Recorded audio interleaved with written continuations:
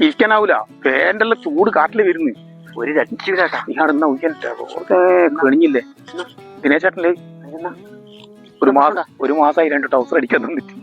നീ അല്ലെങ്കിൽ എപ്പം നേരത്തെ കൊടുത്തിട്ടില്ല. 6 മാസം ഒന്നും പറയണ്ട.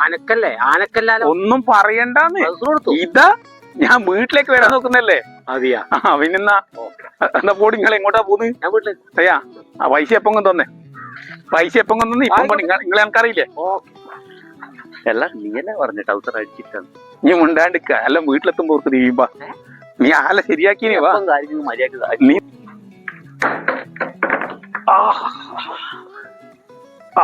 ഇനി ചെക്കന്റെ കേക്കണ്ടാലോ.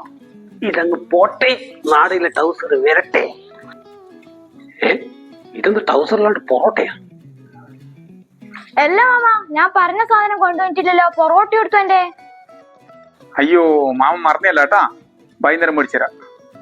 മോന് മേടിച്ച പൊറോട്ട ഇപ്പൊ ദിനേശൻ ട്രൗസർ ആയിട്ട് ഇട്ടിട്ടുണ്ടാവും. എല്ലാ മോനെ, എനിക്ക് മൈജ തന്നിന് എന്റെ തുണിയാ. ഇതെന്ന സംഭവം? അത് മാറിപ്പോയതാ. രണ്ടും എടുത്ത് വെച്ചാ. നാളെ നമുക്ക് എന്തായാലും റെഡിയാക്കാം. ആ പൊറോട്ട നിങ്ങൾ എന്തെങ്കിലും ആക്കി.